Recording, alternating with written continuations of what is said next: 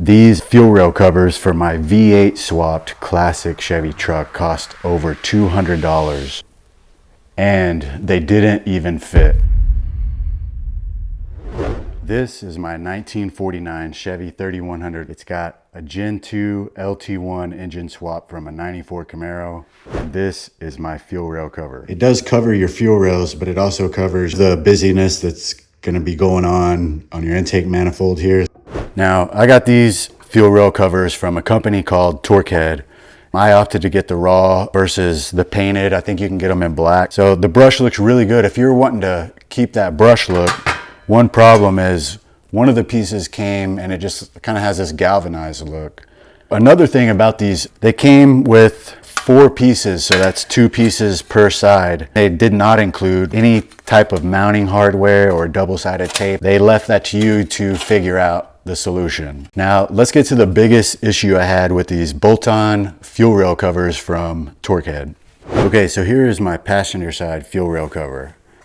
Now, as you can see, it's definitely not gonna work because it's hitting this alternator bracket here. I didn't see anywhere in the product description of these fuel rail covers that it will not bolt on with your stock alternator. So they actually make a smaller alternator that will bolt in and you don't need the secondary bracket to hold it in the back. When you have that smaller alternator, you don't have to modify your fuel rail cover.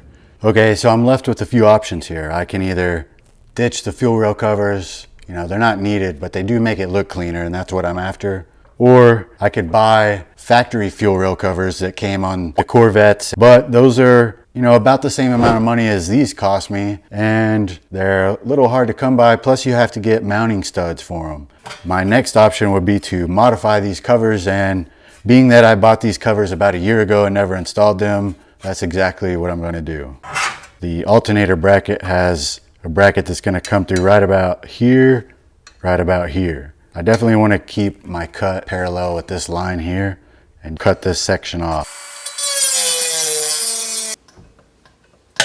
Let's see how it fits. All right, I'd say it fits pretty good. I need to clean up the edge a little bit, but you won't even really be able to tell that a piece was there. Okay, now these fuel rail covers are ready to be painted, so I'm gonna hit it with some paint and then we'll get them installed. All right, so after a little bit of cleanup and a little bit of paint, these fuel rail covers definitely look a lot better. Okay, before I can get the covers installed on the engine, I need to secure the 2 pieces together.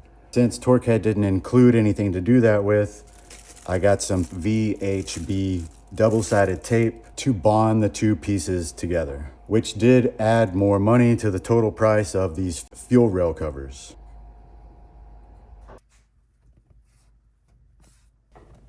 Speaking of cost, let me do a quick breakdown in price on what these fuel rail covers actually cost me. The fuel rail covers themselves weren't cheap at 170 bucks. They shipped internationally from Canada and cost me $45 to ship them. Next, I had to get primer, which cost $10, Chevy orange paint, which cost $15, and VHB double-sided tape, another $15. That puts us at a total price of $255 for these Torquehead fuel rail covers. But they do look good.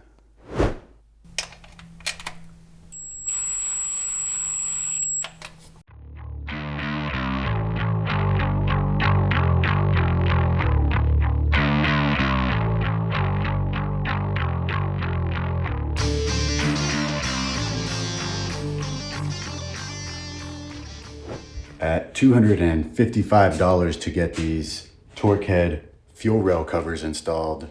Was it worth it? Let me know what you think. If you're into this type of content, like this video and subscribe to the channel, and I'll see you in the next one.